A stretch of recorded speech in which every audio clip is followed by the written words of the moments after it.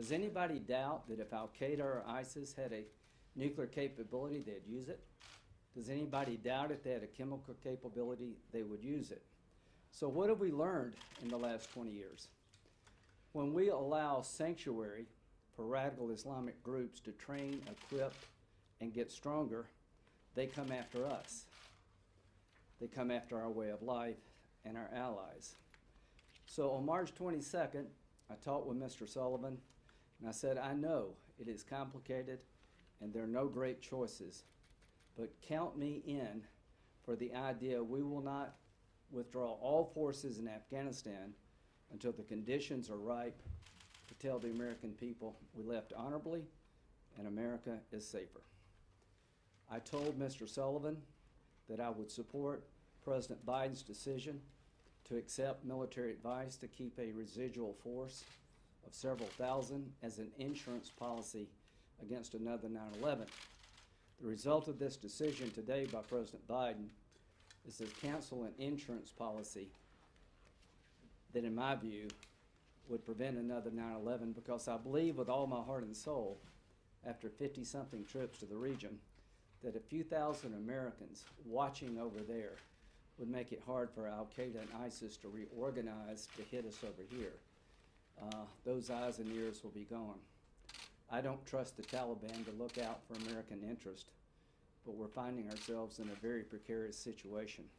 Again, there are no great outcomes, but this is the worst possible outcome, is to pull up and leave and hope that things will turn out well. That did not happen in Iraq, and it did not happen here. But I want to let the American people know that I felt it was incumbent upon me to tell President Biden that I will be with you if you accept sound military advice, even though some people in my party may not. I felt it was incumbent upon me to stand up to Trump decisions that I thought would make us less safe and work with President Trump. And I'm glad to say that President Trump listened, adjusted his policies, and I would like to end the war in Afghanistan as much as anybody. I think I have seen Afghanistan up close and personal and understand the sacrifice America has made. Understand the thousands that have died and the tens of thousands that have been injured and the money spent, but I've also understand what the Afghan people have gone through. I understand what it's like for a woman to go to school when she's threatened every day. I understand what it's like to take on some of the most radical forces in your own faith, to risk your family, to try to change your country. So I am heartbroken that President Biden, for political reasons, took the high-risk strategy. I felt incumbent upon me to support him if he went another way. Now I feel it's incumbent upon me to point out the perils that await us. Everything I'm about to tell you, I hope I am dead wrong. I hope that it works out. If he doesn't change his mind, and I beg you, President Biden, reevaluate this. Don't lock yourself in, because things are going to change quickly in Afghanistan for the worse. Al-Qaeda and ISIS are going to benefit very quickly from this decision.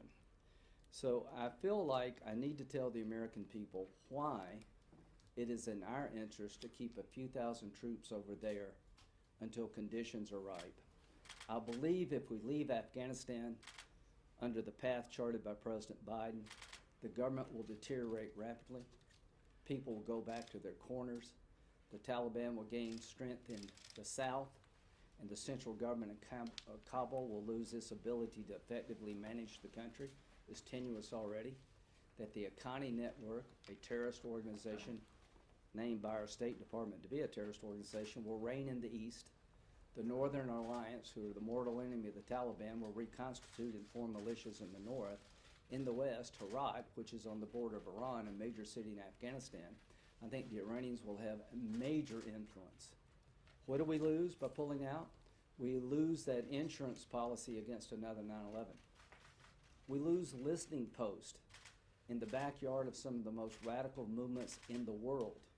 Afghanistan has been a platform where we can monitor what's going on in Iran and other places. We lose all that. What do we gain? We gain the idea that the war is now over, and Joe Biden ended the longest war in American history. With all due respect to President Biden, you have not ended the war, you have extended it. You have made it bigger, not smaller. You're going to do to us what you did in Iraq, put us in a world of hurt. What did John McCain and Lindsey Graham say about Iraq? General Austin, who was in charge of Iraq, now Secretary of Defense, advised Vice President Biden and President Obama to leave a residual force somewhere around 20,000. I know that was true. Vice President Biden argued for zero. Eventually it went to zero, and the rest is history. ISIS formed, and if you've ever been around the Yazidi people, you know how dangerous that was. The rape and destruction of the Yazidi people, the women, is something I have a hard time dealing with, knowing it could have been avoided. This is an unforced error. So, it's just not me saying this. Congress asked the Afghan Study Group to be formed. It was a bipartisan group led by General Dunford, who was the commander in Afghanistan, Kelly Ayotte, Michelle Flournoy, who was under consideration to be Secretary of Defense under President Biden, and former Senator Joe Donnelly. They spent a long time looking at what should we do, knowing that they would be advising the new president, whether it be Trump, Biden, or anyone else. And here's the bottom line. This is a bipartisan group spending a lot of time looking at the options available to us in Afghanistan. According to experts who briefed the study group, a precipitous withdrawal could lead to a reconstitution of the terrorist threat the U.S. homeland within 18 months to 3 years. They're telling, and they briefed Secretary Blinken, I know, what would happen.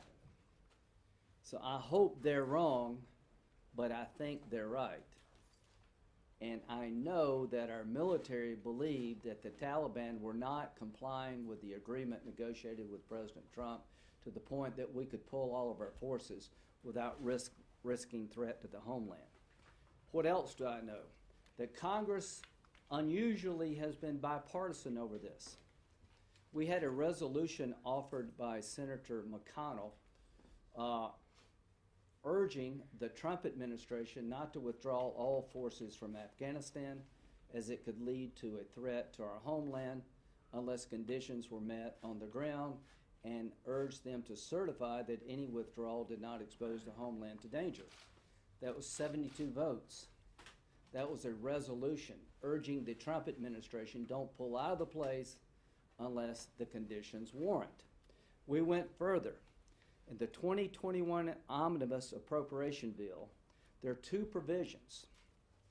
One provision says that no later than 30 days after the enactment of this act, and every 60 days thereafter, until September the 30th, 2021, the Secretary of State shall remit to such committees a report detailing and assessing the activities of the Taliban to abide by their commitments in such agreement or arrangement.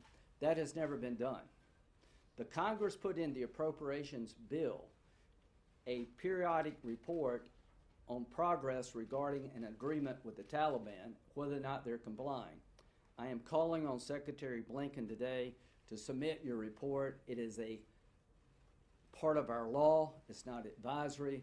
No administration's above the law. I put this in the law not knowing who was going to be president, this concept. It goes further. It says that a joint certification by the Secretary of State and Secretary of Defense that such an agreement or arrangement or amendment to